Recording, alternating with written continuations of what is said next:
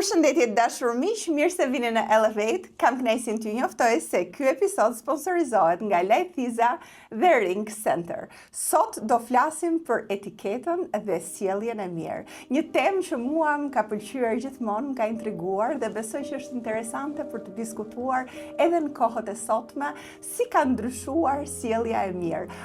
A vazhdojmë ne ende që ta kemi parasysh ne jemi njohur për traditën si shqiptar, megjithatë duket sikur disa nga traditat tona, disa nga sjelljet tona të mira dhe të edukuara janë zhdukur me kalimin e kohës. Sot kam ftuar për ta diskutuar këtë temë shumë interesante gazetaren Olesja Leço. Përshëndetje Olesja, është kënaqësi që je këtu sot. Unë të kam ndjekur edhe në biseda tjera që ti ke bërë për etiketën, por vlen për t'u treguar edhe për shikuesit e mi që ti gjithashtu je dhe autore e librit Bon Ton, që flet pikërisht për etiketën. Edhe pse ky libër është shkruar vite më parë, mendoj që është gjithmonë i kohës dhe do ketë një ribotim, apo jo, së shpejti. Po, është vërtet kënaqësi të jem dhe të bisedoj këtu me ty. Libri më ngacmoi ajo që them më shumë duhet në këtë kohë, më shumë se kur duhet sot të flasim për etiketën në kohën që jetojmë, në këtë frenetizmin që na ka përfshirë të gjithëve, në këtë arrogancën dhe mediokritetin që hasim her pas here në përditshmërinë tonë, ndaj mendoj më shumë se kur në këtë periudhë duhet flasim për etiketën. Por përpara kësaj më gëzove që më përmende librin, që vetëm kur do vija tek ty, kujtova që ka 10 vjet nga ribotimi, janë bërë 2 ribotime. Në fakt të shkruar në gjuhë shumë të thjeshtë në kohën kur unë etiketën, mirësjelljen e bëra edhe si një formë prezantimi në publik, pra në ekran, dhe ato copzat e mbledhura që punoja për gjatë një sezoni të tërë, më deshti botoja dhe më duk shumë interesante. Tani duhet ta ribotoj. Ma sqaro pak më shumë. Pra një vit në ekran ti bëje çfarë? Pra çfarë të shtyu ta shkruaje, ta përpunoje gjithë këtë në një libër?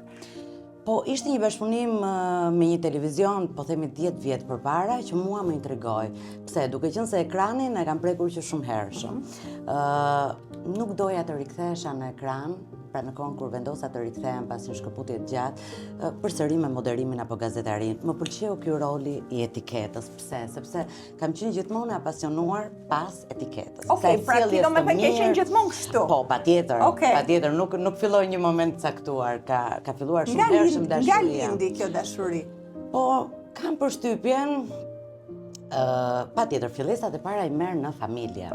Unë mendoj, patjetër, nuk mund të flasim për aristokraci, sepse ne nuk kemi patur asnjëherë, dhe këtë duhet ta themi, që nuk ka ekzistuar aristokracia në Shqipëri, por ka patur familje me tradita.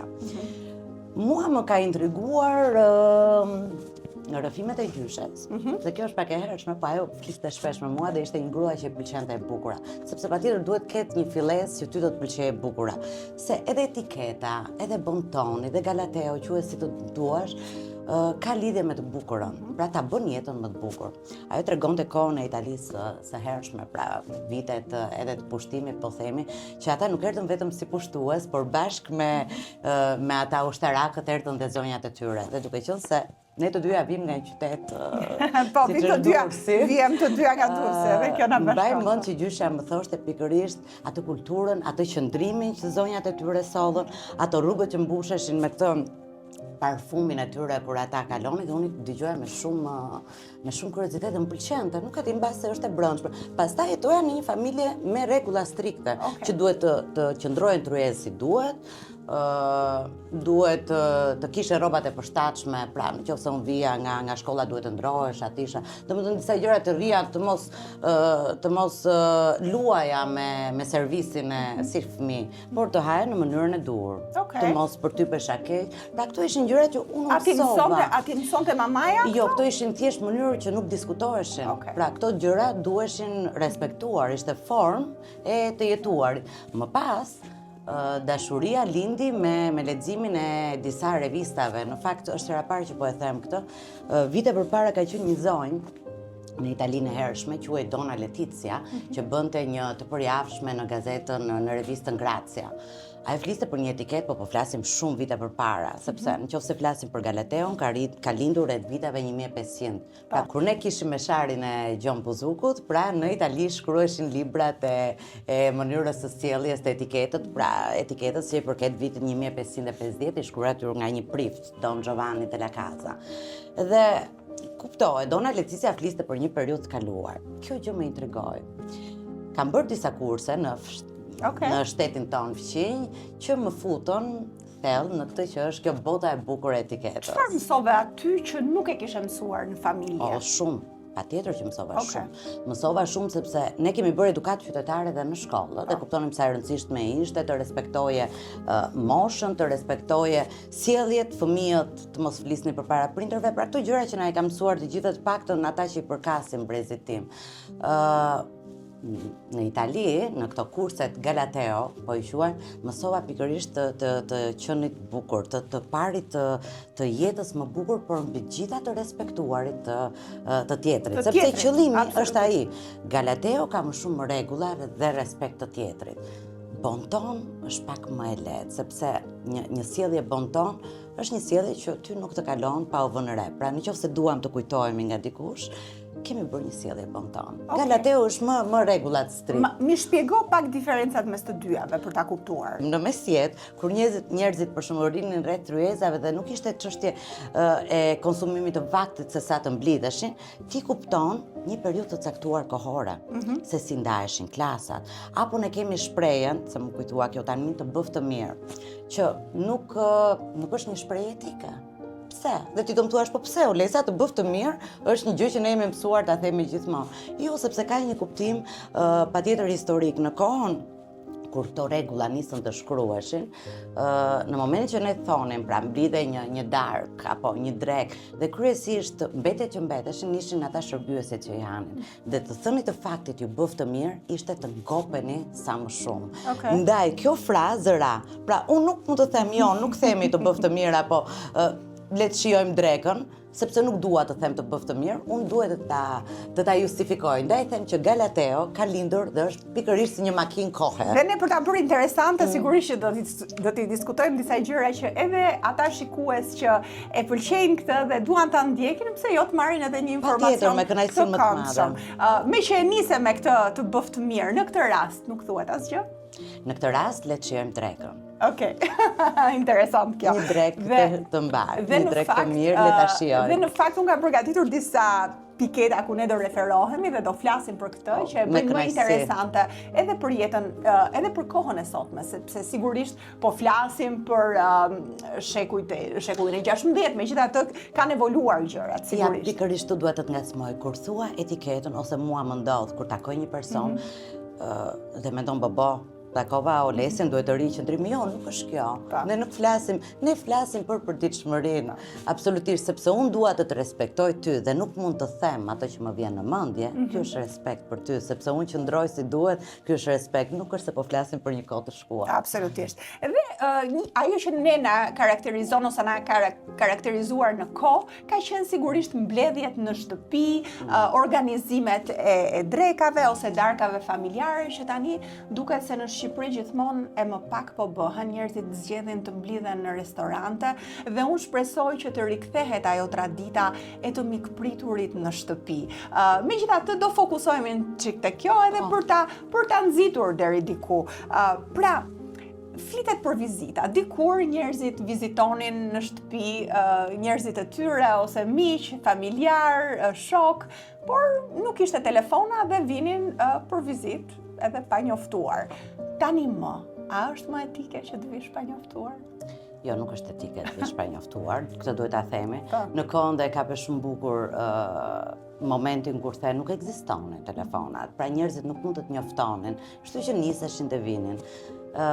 Sot patjetër duhet njoftuar, sepse jeta është shumë më e shpejtë, mendoj trafiku për të mbritur nga puna në shtëpi dhe duhet të përgatitesh. Unë mendoj që është një impenjim dhe një kënaqësi e madhe që nëse unë të kam ftuar dhe të kam thënë hajde për një çaj, do kalojmë mbasditën bashkë, unë do impenjohem, sepse dua të të mirëpres në formën që të të respektoj. Kështu që është më se normale që duhet njoftosh dikë përpara se sa ti shkosh në shtëpi. Tani, në kohët e sotme, kur fton dikë për një çaj, çfarë është e sjellshme dhe e shëndetshme gjithashtu për të servirur, sepse më kujtohet edhe po bëjmë një bisedë shumë reale në fakt, në vitet 90, po themi ose 2000, kur ftoheshe në shtëpi dhe kufit ishin hapur rishtazi, njerëzit shërbenin të gjitha këto ëmbëlsirat që mund t'i gjenin në për dyqane ose markete, ose këto pjet me gaz, edhe që tani më nuk duket se preferohen më kaq shumë, ose po themi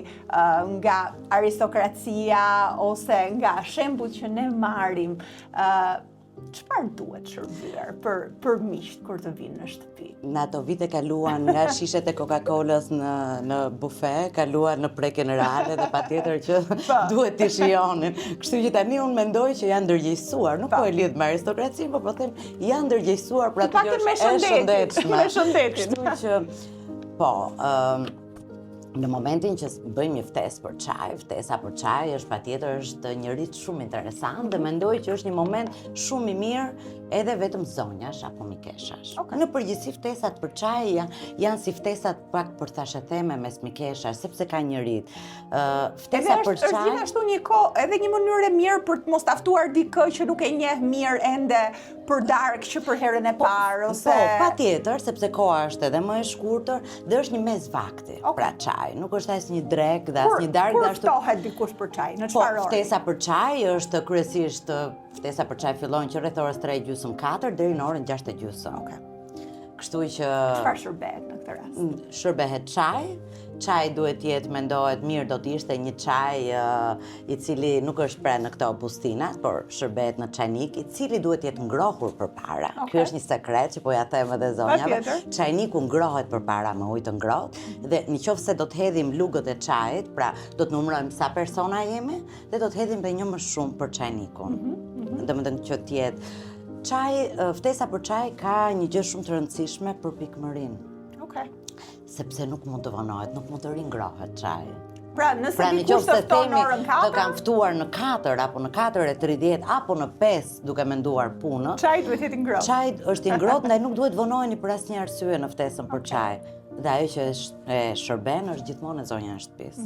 Edhe nëse keni fatin të keni një ndihmëse, çaji shërbehet vetëm nga e zonja e shtëpisë e ka ftuar. Pra është një ritual, po themi, respekti për ato njerëz, mund të shërbesh që nga sanduiçet e kripur deri tek gjërat më të thjeshta, frutat të freskëta, dhe pastaj njerëzit kalojnë edhe në ca bulza pas çajit apo edhe në një limonadë. Nuk është e thënë që të pish gjithë mbas ditën vetëm çaj. Tani, kjo ftesa për çaj ndoshta është edhe diçka më e huaj për shqiptarët, po themi, sepse ne jo gjithmonë kemi ftuar njerëzit për çaj, njerëzit kanë ardhur për vizitë ose për kafe. Për kafe, unë mbaj mend unë fëmijë, bëja kafen sepse gjyshja ime pasi unë kthehesha nga shkolla, kisha ritualin e drekës, ajo pushonte dhe pasi zgjohej. Pra që ishte pasditja, kishte gjithmonë orarin e kafes me mikeshat. Kështu që po ta mendosh në një formë. Është një kohë e mirë ku edhe dikush pra zonjat, mua më qellon shpesh që mamat e shoqeve të vajzës time mund unë t'i ftoj ndërkohë që fëmijët luajnë edhe ne. Po, dhe kjo është një zgjidhje shumë e mirë. Kështu që kjo mund të jetë diçka. Pra, vizita nuk kupton çaj ose kafe, ose limonadë. Ose kafe, ose limonadë, ose një gotë me bulza, patjetër. Ashtë më e pranueshme këto pjet me gaz edhe këto ëmbëlsirat, po themi, jo shumë të shëndetshme? Po, nëse ke bërë një kek të mirëve, do ishte një mrekulli, po për ata që dhe nuk din të gatuajnë, ose kur je e ftuar, mund të çosh një kek. Okej, dakor. Apo disa ëmbëlsira të vogla. Dakor, me që po flisnim pastaj edhe për njoftimin ose jo.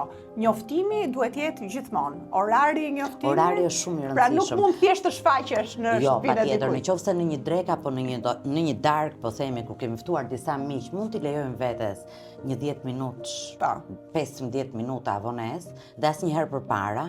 Këtë duhet ta theksojmë. Përpara, nëse ju kanë ftuar edhe miq të afërt dhe ju kanë thënë ju ftojmë për darkë apo ju presim sot në orën 8:30 të mbrëmjes, nuk do të shkoni në orën 8, të ta keni të qartë sepse mund të gjeni të papërgatitur të zotët e shtëpisë dhe nuk është mirë.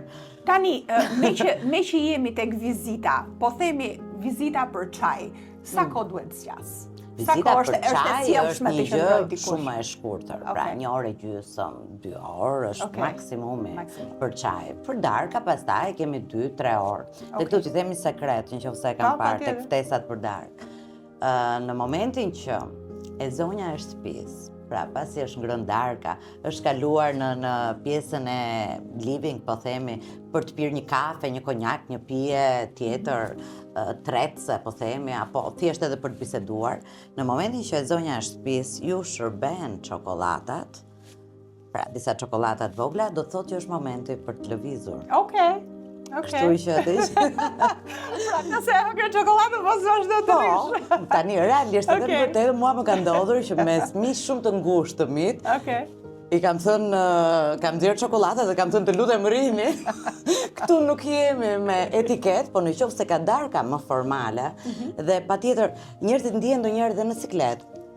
Çfarë ndodh kur nuk e ke shumë të afërt personin dhe është një darkë me shumë miq, duhet të respektosh disa rregulla. Ndaj, edhe të largohesh i pari nuk është mirë, për të marrë një sinjal, dhe zonja e shtëpisë prandaj është e vëmendshme. Prandaj është vërtet një art dhe duhet të dish të presësh njerëzit, nuk është thjesht dëshira, se dëshira mund të jetë, patjetër, në një kontekst më familjar apo mund të ngushtë, mund të bëjmë çfarë të duam, por nëse duam të bëjmë darka dhe dreka sociale apo me një miksim njerëzish të caktuar, patjetër duhet të dim artin e mikpritjes në formën më të mirë të mundshme. Tani le ta prekim pak të artin e mikpritjes së darkave ose drekave. Nëse dikush është i ftuar, çfarë duhet të sjelli me vete nëse është i ftuar në një drek ose në një darkë? Interesant. A shkohet duar bosh? Jo. Nuk shkohet duar bosh. Po duhet të themi çfarëdo lloj po themi, çfarëdo lloj dhurate që ju keni menduar të çoni për këtë drek apo për këtë darkë, duhet konsumohet. Unë mendoj që forma më e mirë për të çuar diçka janë lulet.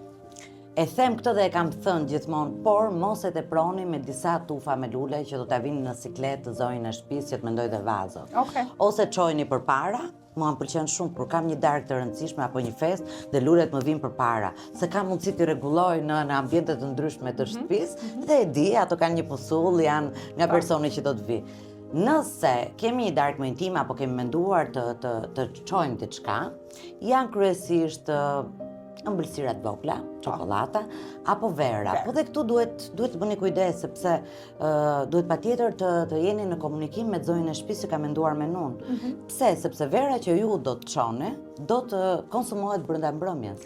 Është etike, nuk mund ta marrim edhe ta vendosim në një vend atje dhe ta lëm. Nëse do të çojmë verë, prandaj pyesim përpara ose zonja e shtëpisë, por të mos i vënë në siklet apo duke kuptuar sa të informuar janë apo jo, miq do të thotë në një formë tek ftesa kemi jeni okay për një darkë me bazë mishi apo peshku, apo keni ndonjë alergji kur nuk janë njerëz shumë të afërt. Dhe aty të merr një sinjal, pra është me bazë peshku, pra do të çojë një verë të bardhë apo një verë me bulza, të cilën e zonja e shtëpisë është e detyruar ta konsumojë brenda mbrëmjes apo brenda drekës, sepse është respekt për personin që ka dërguar. Por personi çfarë duhet bëj? Nuk mund ta marrë të ngrohtë nga ajo kantina e shtëpisë apo nga rafti i dyqanit dhe ta çojë. Duhet jetë e ftohtë në temperaturën që do të konsumohet. Dakord. Ndaj edhe kjo është shumë e rëndësishme. Nëse shkoni me një verë të bardhë, vera e bardhë duhet jetë e ftohtur. A është e pranueshme gjithashtu që të çosh një ëmbëlsirë që mund ta kesh bërë vetë?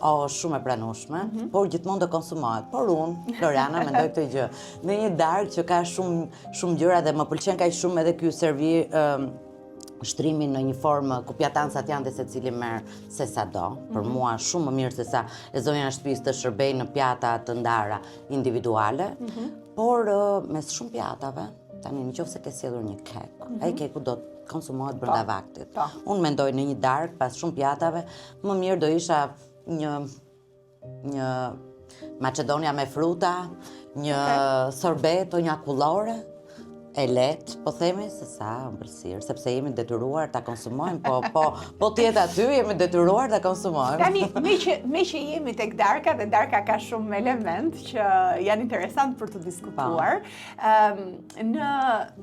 darkat ose pritjet që ne kemi bërë kur unë jetoja në Gjenevë, ata me kulturën franceze ishin shumë të kujdesshëm që të uleshe pranë njerëzve interesant, që zonja e shtëpisë e di që do të shkonte muhabeti. Jo të gjithë miqt mund të njihen mes tyre. Më pëlqen shumë. Dhe kjo është e bukur që të mendosh edhe për vendin se ku gjithsecili duhet ulet. Pra jo shkon edhe ulu. Patjetër. Kjo është shumë e rëndësishme, ndaj kur them është art të dish. Të jesh një zonjë e vërtet, apo është art të mësosh pikërisht bontonin apo galateon, nuk është thjesht pra vetëm mirësjellje. Duhet të dish ta zotrosh që ti jesh e sigurt. Po dhe ne prandaj po e bëjmë këtë bisedë që edhe të informojmë. Edhe unë me kënaqësi, nuk jam lodhur në gjithë këto vite, duke bërë këtë punë dhe e bëj gjithmonë pra, në këtë rast, duhet kemi kujdes se ku ulim gjithsesi. Ndaj ka diçka. Unë tani po e them në një formë edhe më të thjesht, por edhe më të kuptueshme pa e treguar vizualisht, pra vetëm duke folur për ata që na dëgjojnë. Gjithmonë të zotët e shtëpisë qëndrojnë përballë njëri tjetrit. Dakor. Për të parë me sy. Në anën e djathtë të zonjës së shtëpisë qëndron patjetër mashkulli më i rëndësishëm apo më i moshuar.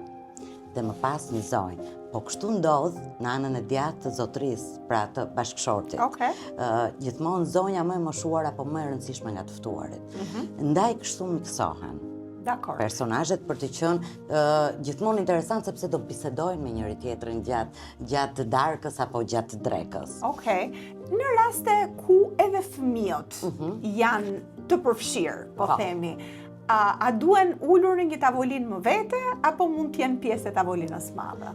Tani, nëse e kemi, po themi, këtë mundësi që të kemi një tavolinë më vete, kjo është një mundësi. Apo kur jemi shumë të rritur dhe kemi disa fëmijë, pra se dhe 2 fëmijë apo një fëmijë të vetmuar në një tryezë nuk mund ta lësh dot. Edhe kjo nuk është mirë, por në qoftë se kemi një grup fëmijësh dhe kemi këtë mundësi, pra që të kemi 2 ambiente, do të ishte një mrekulli. Nëse jo, fëmia do të qëndrojë pranë prindit. Pra, fëmia nuk mund ta shpërndash në një person tjetër që të jetë interesant apo të bëj biseda me kë. Jo, fëmia duhet të jetë gjithmonë pranë prindit sepse do duhet edhe ta ndihmoj apo ta drejtoj gjatë mbrëmjes, gjatë darkës. Tani, në një darkë elegante, ku sigurisht do të shërbehen shumë pjata edhe ka ndonjë rregull specifik për sa i përket fillimit të ngrënjes, për sa i përket servisit, përdorjes së servisit? Po, unë e them gjithmonë edhe kur më pyesin njerëz me cilët jam marrë për t'i futur në këtë botën e bukur, për quaj unë të bontonit, i them nëse keni dilema, filloni gjithmonë nga skajet. Skajet, i kupton që skajet janë pjatat e para. Pastaj është kaq e thjeshtë tani me këto darka që po e thoja me servirjen në pjata të përgjithshme që kalojnë dorë me dorë, sepse ka një gjë. Në momentin që unë jam në restorant dhe nuk më pëlqen një ushqim, mund edhe të mos e ha. Nuk më pëlqen. Në momentin që Floriana më ka ftuar dhe nuk kemi pjata të përbashkëta, me të cilat secili merr sado, 1 lugë, 3 lugë, 5 lugë, është zgjedhja e tij, por në momentin që kemi pjata personale që Floriana më sjell të servirura në pozicionin ku unë jam ulur, unë duhet ta konsumoj.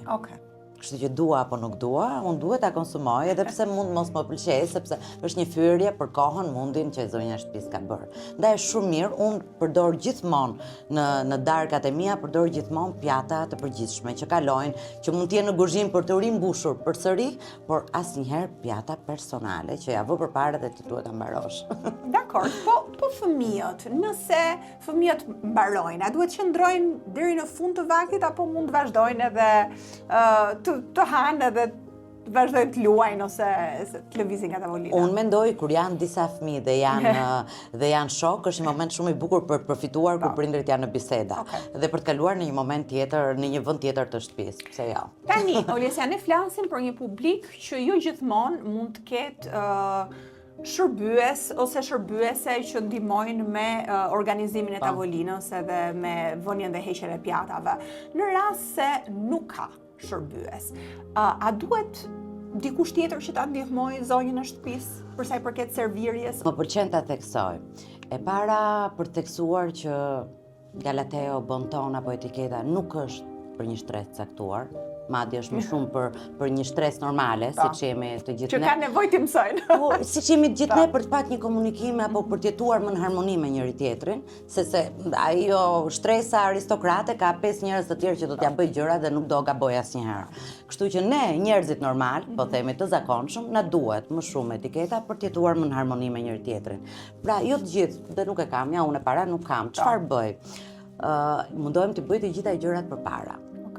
Pra të bëj gatime që nuk kanë nevojë që unë të shkoj për shumë kohë në kuzhinë dhe të jem njëri i lodhur dhe atyre njerëzve që e kanë ftuar dhe miq t'i vi keq kur të më shohin. Sepse unë duhet të jem edhe vetë mirë prezantuar, kam menduar veshën që do vej.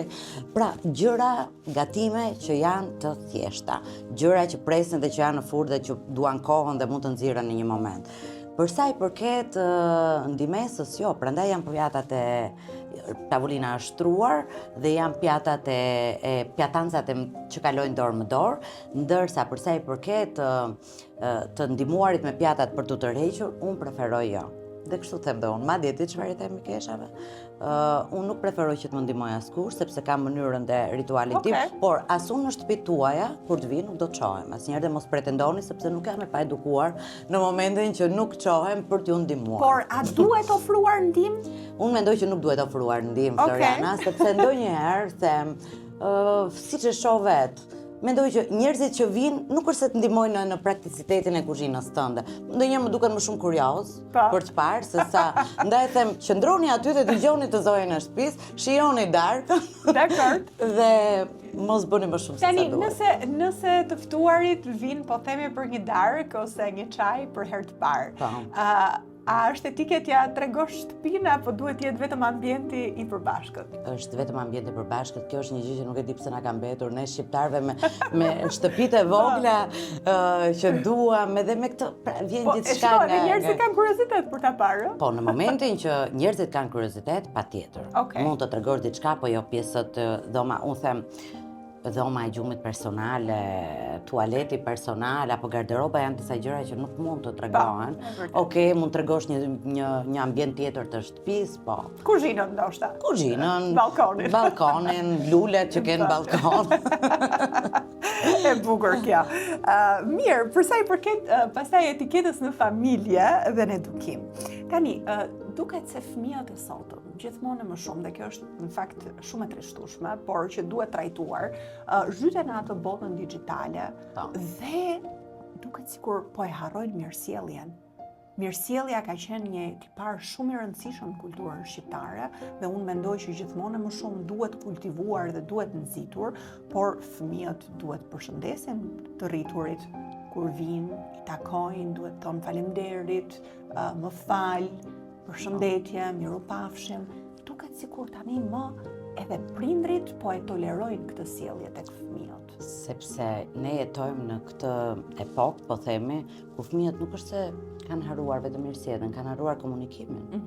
Ti e kupton, përgjigjet janë shumë të ngadalta dhe unë ndonjëherë bëj këtë kritik me tim birë që është në adoleshencë të plot tani për mënyrën e komunikimit. Por për sa i përket mirësjelljes, përshëndetja nuk duhet hequr asnjëherë. Ne vërtet jemi rritur të përshëndesnim në pallat, sepse zakonisht lagjet që ishin atëherë dieshin personazhet kush ishin, jetonin në komunitet, sepse ndoshta kishin edhe punën një lloj, pra kështu ndërtoheshin edhe lagjet dikur. Ndaj kishe patjetër një komunikim shumë më të afërt. Sot nuk e kemi. Nga një anë kanë edhe të drejtë prindrit që fëmijët i mbajnë pak më të distancuar me këtë botën e frikshme, për të mos e ekspozuar shumë ndaj të panjohurve. Edhe duke mos i njohur më komshin. Duke mos i njohur, pra nuk mund të jetë një fëmijë i ekspozuar shumë ndaj të panjohurve, por unë them përshëndetja, mirëdita, mirupafshim në ashensor, faleminderit janë patjetër baza e edukatës, por nëse prindi nuk i bën, fëmia nuk do t'i mësojë.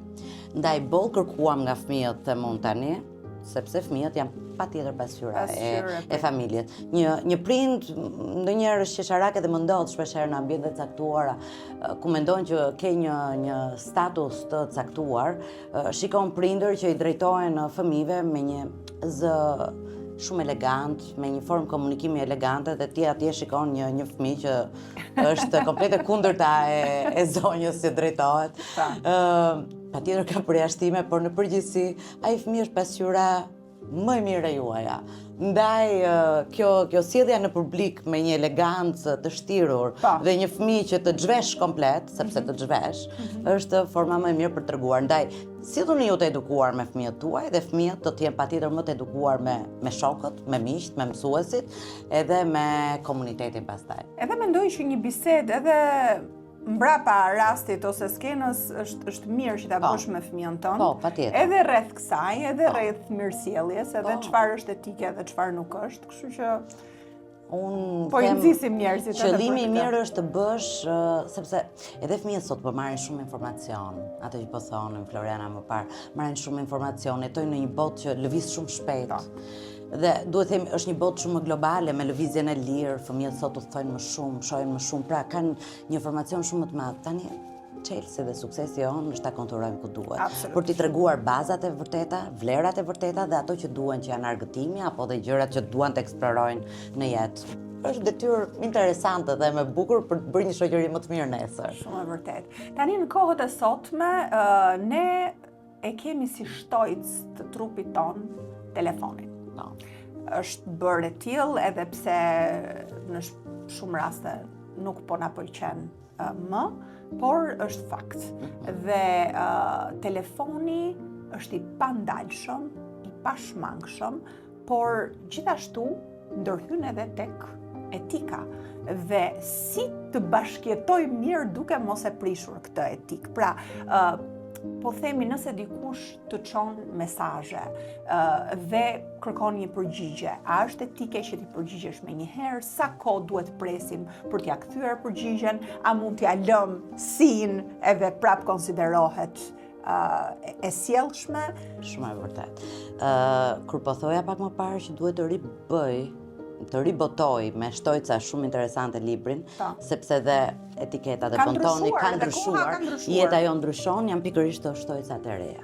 Nëse unë kam prekur pak në etiketën, që quhet pikërisht kjo gjua etike e komunikimit me elegancë, me mirësjellje, në komunikimet me email, mënyra se si shkruajnë patjetër flet për ne, pra shkruajnë kapitale, tregojnë që përtasim, sot kemi telefonin që është i pashmangshëm, komunikimin, kemi ato aplikacionet që të shkruan dikush, po ti nuk e shikon, lexohet apo jo, që për mua janë shpikur nga njerëz pikërisht të sëmur që nuk duan duan vëmendje dhe nuk mendojnë narcisist, që nuk mendojnë për tjetrin. Kështu do t'i quaj, jo? Për të mos përdorur në një frazë tjetër. Unë mendoj që është gjithmonë komunikimi me anë të teknologjisë duhet jetë një lloj si komunikimi që ne kemi face to face, pra përballë. Ashtu duhet ta mendojmë personin që kemi dhe po komunikojmë edhe në formën digjitale. Pra, asnjëherë nuk mund të lëm mesazhet, mund të themi po, përgjigje më vonë. Ka një mënyrë për të treguar, apo nëse janë mesazhe insistuese, unë mendoj që mund të përgjigjesh një herë, dy herë, të tregosh që nuk do të përgjigjesh më, por ti do ta tregosh që nuk do të përgjigjesh më. Dhe jo do t'ja lësh pra të pa përgjigjur. Është një formë shumë e rëndësishme. Kujdes me telefonin. Unë them edhe një herë të kthehemi, unë e lë për vete në shtëpi kur e di që nuk duhet të bëj apo të marr telefonata, e lë dhe merrem, sepse kuptoj që më merr kohë. Absolutisht, dhe pikërisht për këtë është, për të marr kohë dhe për të marr vëmendje.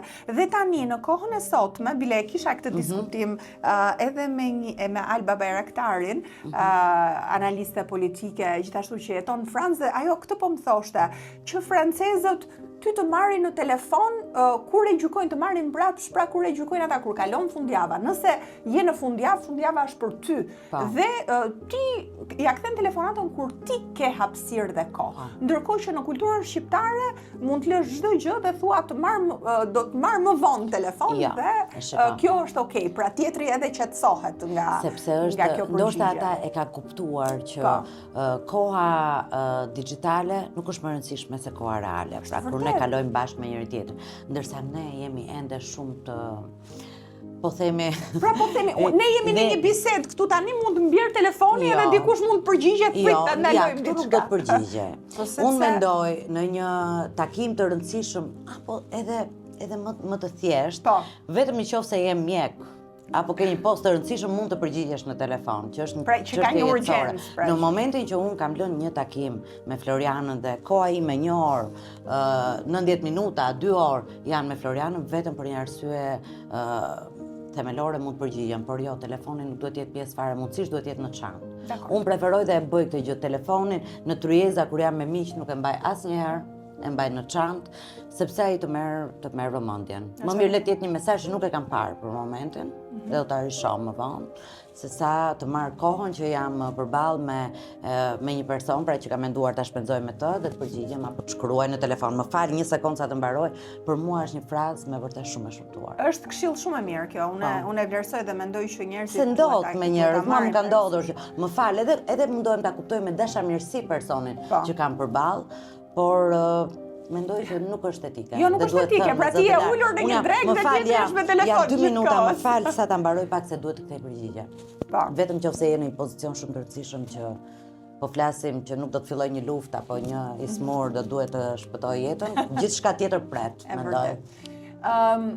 Kohët e sotme duket sikur gjithçka duhet shfaqur në rrjetet sociale, jeta jote shfaqet në rrjetet sociale, është shumë e rëndomt kjo, dhe ti mund t'jesh me dikë, të bësh një fotografi dhe pa marrë leje ta postosh. A konsiderohet kjo etike? Kjo nuk është absolutisht etike, sidomos kur nxjerrin fëmijët. Unë e kam thënë shumë herë, edhe me mikesha duhet marrë leje për të nxjerrë foto. Pra thjesht, a mund ta publikoj? Ka njerëz që patjetër këtë jetën, po themi këtë jetën që postojnë, mund ta kenë edhe profesion dhe punë, ata deri diku po I kuptoj. Ndërsa ne, njerëzit e tjerë normal, unë postoj kur mendoj që është një gjë interesante, kur kam një udhëtim interesant, kur kam bërë diçka që vlen, por nuk mund të postoj jetën time, çfarë po ha, ku jam ulur. Po ka njerëz që kanë profesion, jetojnë me këtë gjë dhe le ta bëjnë, për aq kohë sa ka njerëz tjerë që I ndjekin me pasion edhe I pëlqen, pra se ne jemi zbirilues, ne jemi komentues, ne duam ta shohim tjetrin, kështu që mendoj që duhet jemi pak të kujdesshëm dhe sidomos me fëmijët, madje dhe fotot që nxjerrim të fëmijëve, them shpesh të fëmijëve tanë, të fëmijëve tanë, të miqve të fëmijëve tanë, të fëmijëve fotot në plazh ku mund të kemi fëmijë mbrapa dhe ne I postojmë dhe nxjerrim dalim pa dashje dhe ata fëmijët apo njerëzit e tjerë, të lutem bëni kujdes. Okej. Nuk është fare etike ta gjesh veten në foton e dikujt tjetër. Madje do thosha që ky është problem edhe nëpër shkolla, sepse pa aprovimin e prindërve, shpesh herë ndodh që postojnë foto të fëmijëve dhe gjenden online. Jo, shkollat duhet të kërkojnë patjetër aprovimin.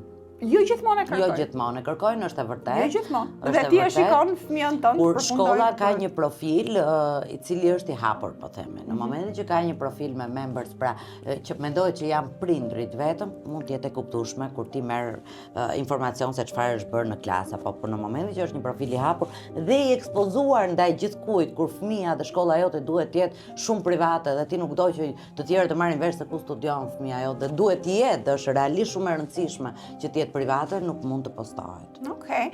Dhe përsa I përket gjithashtu manifestimit dhe tregimit të gjërave të jetës tënde përveç fëmijëve ose fotove, po themi. Të luksit, do të thuash, po. Domethënë duket se është bërë problem deri diku në një shtret caktuar në Shqipëri, sepse gjithkush di gjithçka për gjithkënd. Sepse ne duam shpesh herë të tregojmë atë që na pëlqen, të tregojmë. Që shpesh herë mund të jetë duam të tregojmë Balzaku se njeriu jeton 2 jetë, atë që mban mend edhe atë ne jemi te kjo, pra, nuk është etike kjo, nuk është etike të tregosh ti gjithçka. Absolutisht, Floriana, nuk është etike të tregosh gjithçka, nuk është etike të bërtasësh një gjë që nuk është e vërtetë. Shpesh herë shoh njerëz që publikojnë po themi banale, makina luksoze dhe bën një jetë shumë modeste, po përse duhet të jetë, akoma nuk janë ngopur njerëzit me këtë të dukurin jo të vërtet, jo real, dhe kjo e tregon që nga veshjet me logo, që nga brendimet e caktuara, që mendojnë që I krijojnë një status të caktuar. Unë mendoj që do të vijë momenti që nuk do duan më pamjen, po do duhet investojnë të brendshme në ndjesitë, në emocionet e tyre. Dhe me që jemi tek veshja, qëndrojmë pak këtu sepse veshja është pjesë e rëndësishme. Shumë e rëndësishme, dukjes së mirë, dhe sigurisht sjellja pastaj është tjetër gjë, por duke është pjesë e saj, pjesë e të mbetet në mendje dikush që është veshur mirë, apo jo, apo dhe i gjykon. Dhe po flasim për veshjen. Logot predominojnë këtu në Shqipëri. A është e bukur kjo, po themi, ose e këndshme për syrin të shikosh gjithkund brende? Nuk është fare e bukur, nuk është absolutisht e bukur, po kjo ndodh gjithmonë në vende post-varfra. Që ka nevojë të përtasin një jetë që nuk është e tyre, ka nevojë sepse mendojnë që... Po nëse mundësia... Shqipëria ka, duke qenë se Shqipëria ka këta të pasurit të rishtas, po theme, ata ka nevojë ta thonë, ta përtasin. Pra ne nuk kemi old money, nuk i kemi. Mund të kemi pasur familje të mira, por old money nuk kemi, masivisht, pra ne kemi këta të pasuruarit të rishtas që ka nevojë ta përtasin, të ta thonë. Shqiptarët e duan të ta thonë, ndaj është si ajo biseda e tregimit të shtëpisë, duan të ta bërtasin mundësinë ekonomike që me të drejtë dikush është munduar ta bëj, por unë them që duhet ta kalojmë shumë shpejt këtë fazën e shumtuar të dukurit, nuk është as pak elegante, një logo e madhe e tepruar. Mendoj që gjërat diskrete nuk tregohet aty, absolutisht mundësia juaj që ke, mundësia, unë e them shpesh ndonjëherë me smish, mundësia të tregohet në të bërit atë që do. Dhe është hera parë që e them publikisht, Floriana, një pasur i vërtet është ai që është i lirë të bëj atë që do. Nuk është i pasur ai që mban çantën apo veshën me logo. Absolutisht, edhe mesazh shumë i mirë ky. Po, me që jemi edhe tek pamja edhe tek veshja, a është etike që ta komentosh pamjen e dikujt? Pra, nëse dikush është shëndoshur, është dobësuar, ka ndryshuar. Ne i kemi pak kështu edhe në kulturën tonë që kur takon dikë, ta thonë. Wow! Edhe pa pyetur. Po unë nuk të kam pyetur se si të dukem. Në momentin që unë do kërkoj një aprovim, edhe këtu mendoj që nëse ka diçka që nuk shkoj dhe do duhet të zgjedh unë personalisht, që ndoshta i shoh me një sy dhe pak më kritik në vende të caktuar, nëse duhet të zgjedh midis etiketës dhe njeriu, do zgjedh njeriu. Do ta ka përdia, dhe nëse ka një veshje jo të hishme, por unë do më duhet të zgjedh njeriu, do zgjedh njeriu dhe kur nuk do ta thoja me zot lart diçka që nuk më pëlqen. Ky pastaj komenti e shëndoshur këto janë, duhet i mbaj për vete secili dhe të mësojnë njëherë e mirë njerëzit që të mos flasin më shumë se duhet, kur nuk i pyesin. Gjithashtu ndodh shpesh që në Shqipëri, në kulturën tonë, ne jemi shumë kurioz për tjetrin, jo vetëm se si e kanë shtëpinë, por edhe sa para kanë, sa fitojnë, sa bën kjo, sa bën ajo. A është kjo problem për sa i përket etikës? Patjetër që është problem, ne na ka mësuar që në fëmijëri. Po nëse atëherë rrogat dijeshin sa ishte rroga këtij punojësi, se pritet punon, sa mund të ishte shitja, sa mund të ishte kjo rrok, sot më duket e pa vend që të pyesësh dikë, këto janë pyetje shumë private. Këto janë pyetje jashtëzakonisht shumë private. Po, është çështje kulture, mendoj, sepse në perëndim nuk para. Në perëndim nuk pyesin. Ktu e thrasin. Ktu e thrasin sepse duan ndoshta të bëjnë një krahasim. Ne jetojmë ende në shoqërinë e krahasimit. Kur themi ato logat, ato markat, ti mjafton të shohësh një brend caktuar këtë mbushur gjysmën e Tiranës. Të vërteta ose jo, ato e mendojnë që i kanë. Edhe kjo nuk është përcaktuese, Olesja, sepse dikush mund të ketë një brand edhe një veshje me logo që ka veshur, e ka dhe dikush tjetër dhe këta persona mund të jenë krejtësisht të ndryshëm në të ardhurat e tyre, në qasjen e tyre, në natyrën e tyre. Pra nuk është përcaktuese. Sepse ai personi që e vesh për te mundësive, të ti mendojnë që krijon një status caktuar dhe afrohet tek ty. Ndaj unë mendoj që logot dhe brendimet nuk janë për të pasurit e vërtet. Ndërkohë që diçka tjetër që ne na diferencon, po themi, nga kultura britanike perëndimore, është që ne thrasim dhe jemi shumë shprehës edhe për sa i përket mendimeve tona, opinioneve tona, pse nuk e bër fëmijë, pse nuk je martuar, kur do martohesh, kur do bësh të dytin, kur do bësh të tretin. A konsiderohet dhe kjo një mungesë etike?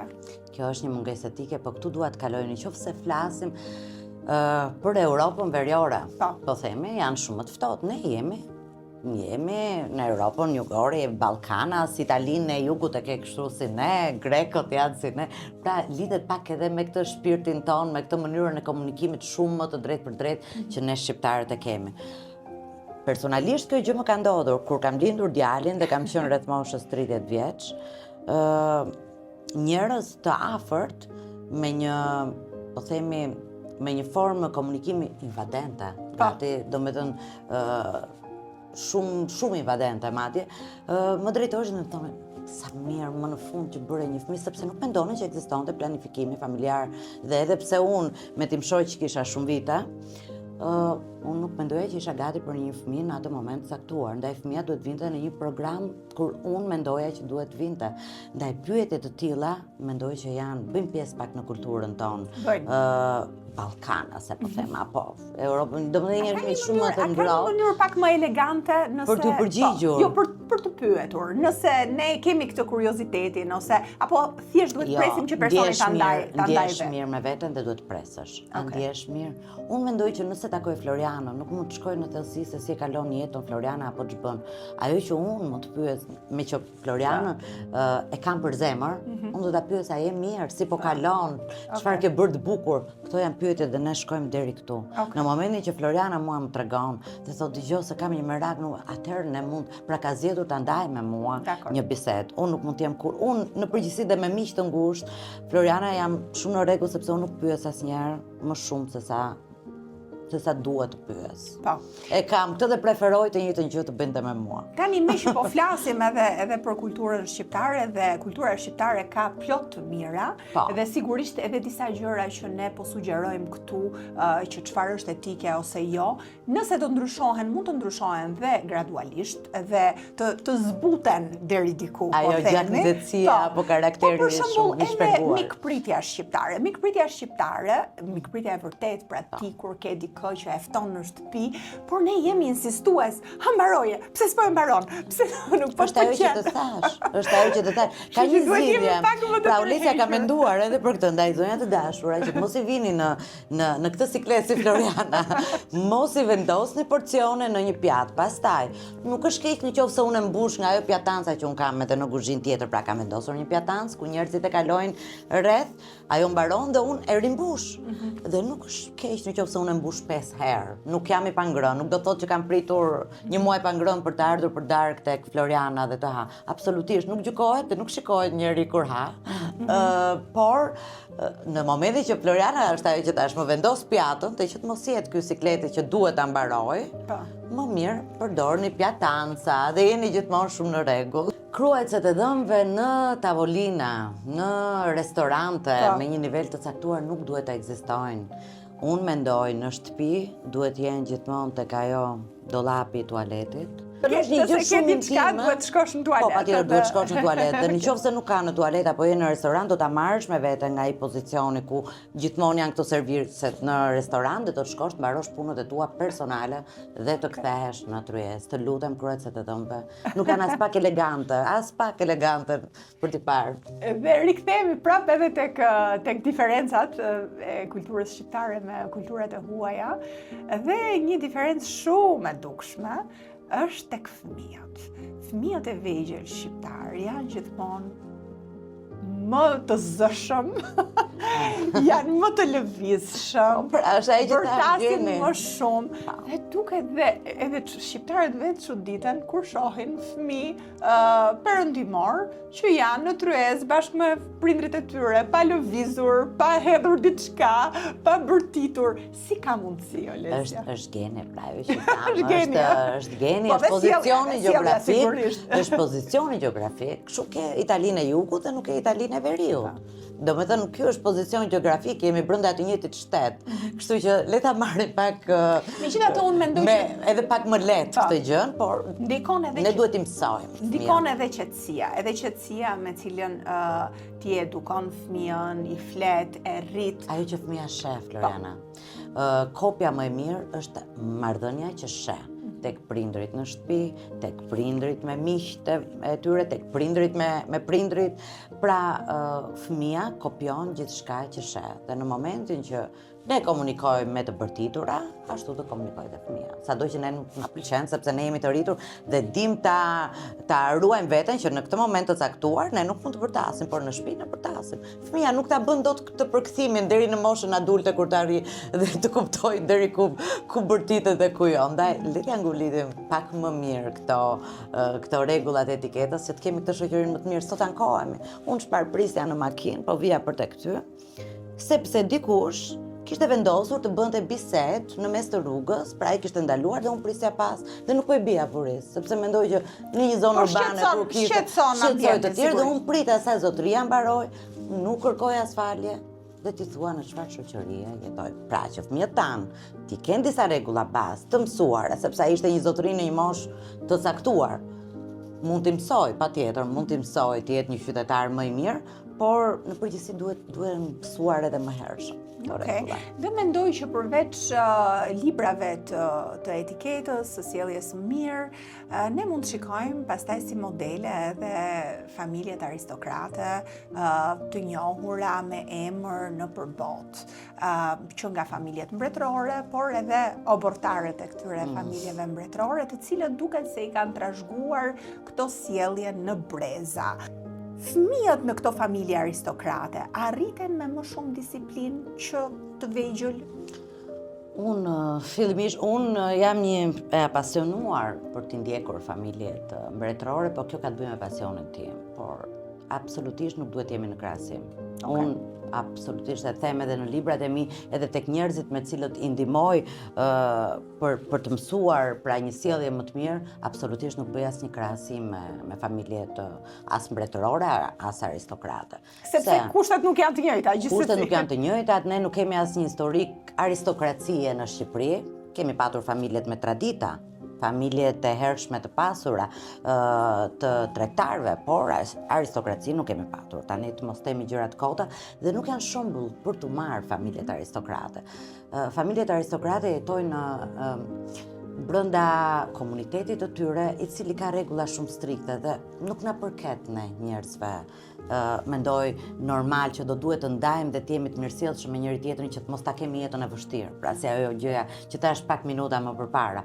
Ndaj nuk do t'i shohim si shembull familjet aristokrate. Ne le të mësojmë të jemi mirë, të respektojmë njëri tjetrin në evente të caktuara, sepse unë këtë them, duhet të respektuar një ftesë, kur Floriana ma ka bërë për shembull që nga dress code që ka vënë, duhet të respektuar një qëndrim në tryezë, duhet të respektuar fjala që unë duhet të them, nuk mund të jem shumë bie fjala e drejt për drejt me Florianën, se ca gjëra duhet t'i mbajte për vete kur nuk më ka pyetur, si ajo biseda dhe e fëmijëve, po themi, me këto jemi në rregull, por ne nuk mund të kopjojmë familjet aristokrate, sepse është totalisht janë dy botë të kundërta. Ne na duhet punojmë për të realizuar ato gjërat që duam dhe për t'i shijuar.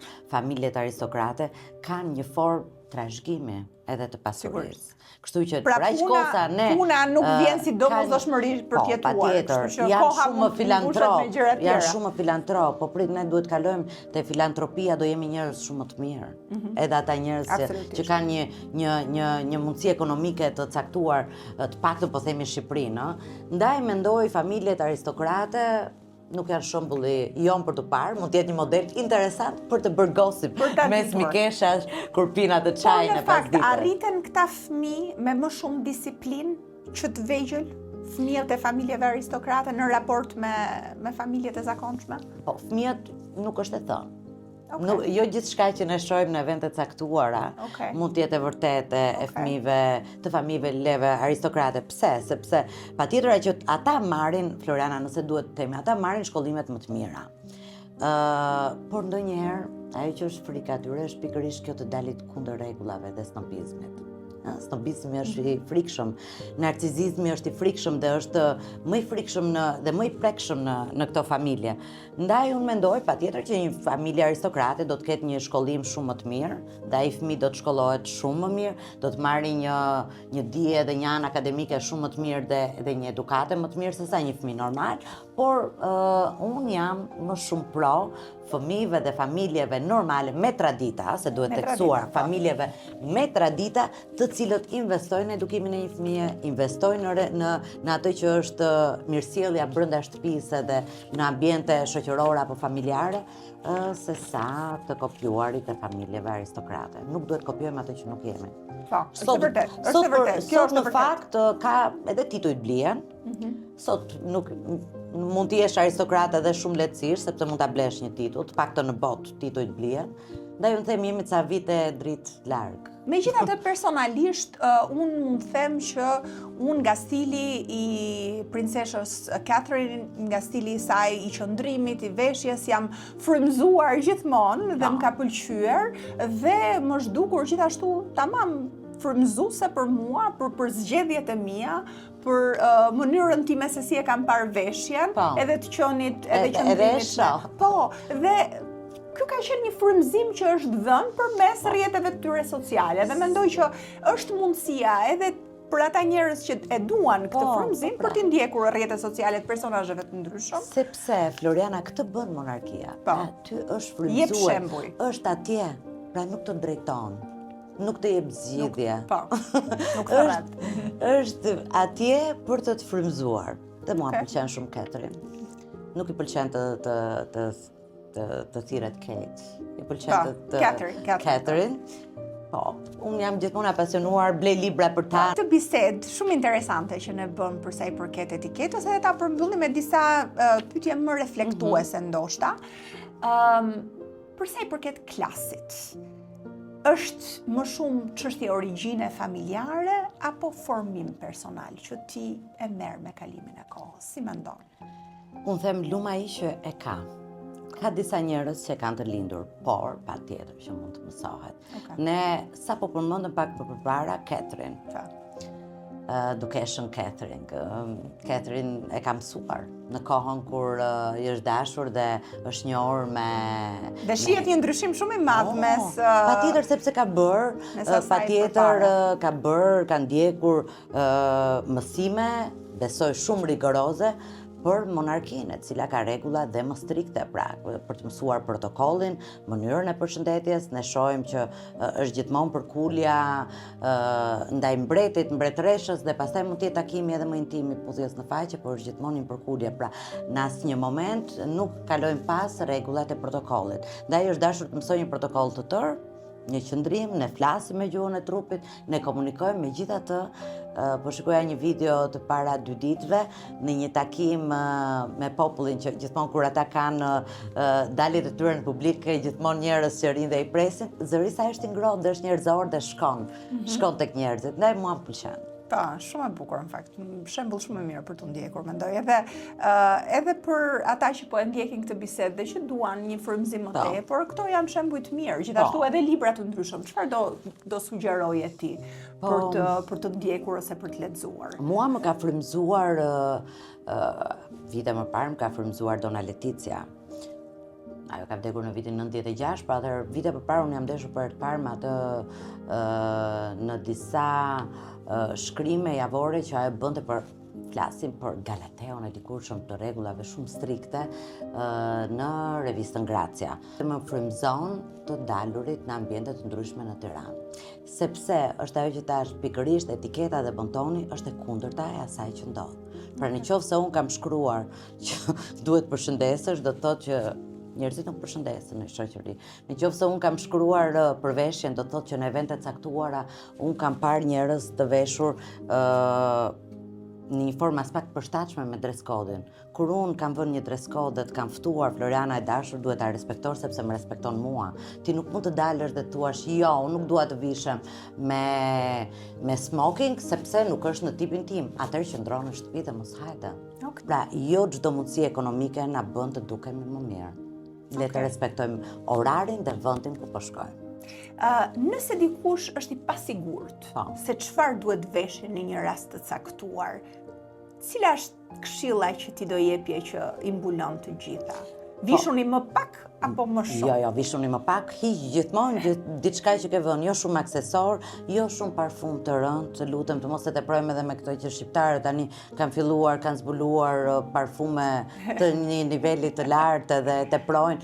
Unë nuk dua të ndjej aroma parfumesh për të më përzier kur jam në një ambient, unë parfumin tënd duhet ta ndjej në momentin që unë jam shumë afër teje. Edhe është edhe interesante dhe intriguese dhe këto zonja duhet i kuptojnë këto sekretet, këto zonjat apo këto zonjushat e reja që duan të jenë edhe interesante edhe në sytë e djemve, le të jenë pak më mistike, pra ai parfumi nuk duhet bërtasi kur kalon, po duhet të jetë afër për atë djalin që do të afrohet dësht ndjellës. Pra asgjë nuk duhet bërtasi, në fakt. Asgjë nuk duhet bërtasi dhe veshja, unë mendoj që shkojmë gjithmonë shumë me sigurt me një fund apo me një bluzë apo me një fustan të thjeshtë, në një koktejl, me xhinse jo. Sepse nuk do t'japim rëndësinë, sado që themi unë jam e shpenguar, unë erdha nga puna. Jo, nuk i jep rëndësinë e caktuar dhe nuk respekton qofse ajo zonja që bën eventin është mikesha juaj, është familjare juaja, nuk tregoni që jeni njëri shumë i thjeshtë, por tregoni mos respekt. Për sa i përket etikës, janë statusi social dhe ekonomik që e përcaktojnë pak më mirë dhe përmirësojnë, apo vlerat që përcillen në familje? Të parat janë vlerat në familje. Është ajo që po theme, Shqipëria nuk ka qenë e pasur. Në ato vite kur unë jam intriguar nga rrëfimet e gjyshes time apo nga mënyra se si jam rritur në një familje mos e normale, por rregullat dhe vlerat merren familje fillimisht. Pa tjetër përshtaten, do me thënë edhe në personin që ti zgjedh, në familjen që unë gjeta, sepse du t'jesh në harmoni, në familjen e bashortit, që pa tjetër gjeta të njëjtin ambient, edhe një djalë të edukuar. Pra unë nuk mund të qëndroja kurrë me një person i cili ishte i pa edukuar. Shumë e rëndësishme kjo që është shumë e rëndësishme, sepse ti do kërkosh atë gjë që je mësuar. Dhe është mrekulli, unë shpeshherë kur më pyesin them, po jam me fat, vërtet, jam me fat, nuk e di sa unë kam ndikuar për të pasur këtë lloj harmonie, por jam vërtet me fat që gjendem në një ambient njerëzish që më respektojnë atë që unë dua. Por është interesante në fakt për ta treguar dhe për ta diskutuar edhe këtë, sepse dhe vajzat e reja që janë në atë moshën për të gjetur një partner, për të fejuar, për të martuar, sigurisht duhet shohin për dikë që përshtatet edhe me këto vlera, me këtë etikë sjellje. E di çfarë më kujtua? Se këtu po kaloj pak në më intimitet të bisedave. Kur ishim të vegjël, apo në këtë moshën e adoleshencës, mendonin që familja nuk ishte e rëndësishme. Pra, nëse ne mendojmë po jo, sepse familja është shumë e rëndësishme. Dhe sa më shumë rritem, kuptoj që familja është shumë e rëndësishme edhe për të zgjedhur atë personin që nesër do të jetë bashkëshorti apo që do të kalosh jetën apo shoqëruesi yt.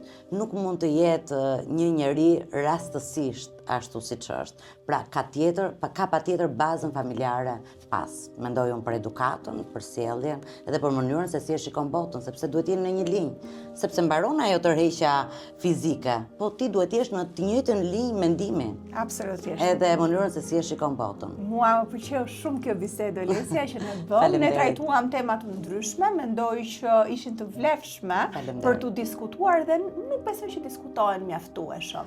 Mendoj që njerëzit duhet ta gjejnë një pikë ku edhe të frymëzohen, edhe të mësojnë. Pastaj sigurisht kjo bisedë shërben si një bazë, po themi, por pastaj gjithkush që dëshiron të thellohet më tej, mund të blej libra, mund të ndjeki profile të caktuara, edhe influencuese. Dhe më vure përpara përgjegjësisë për ta ribërë librin. Absolutisht, dhe libri Olesjas bom ton, ne po presim një ribotim tani me një përditësim, por ti ke trajtuar tema shumë interesante në një gjuhë shumë të thjeshtë. Dhe shumë të rëndësishme për shqiptarët, si për shembull mikpritja, dhuratat, në një tryezë orientale. Më ka pëlqyer të merrem me personazhe të cilët e duan anonimatin e tyre kur unë merrem me ta patjetër dhe bëj kurset individuale, por do të jem pak edhe më e hapur. Edhe për publikun e gjerë që mund të ndjekë. Dhe patjetër qëllimi i ardhshëm është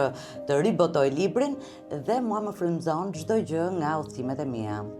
ndaj edhe ajo kultura orientale, për të mos qenë asnjëherë keq, sepse çfarë ndodh? Ndodh që njerëzit mësohen, shkollohen, i kushtojnë rëndësi karrierës dhe në një moment caktuar duan të jenë edhe shumë interesant të informuar dhe në takime pune. Unë kryesisht merrem me këto.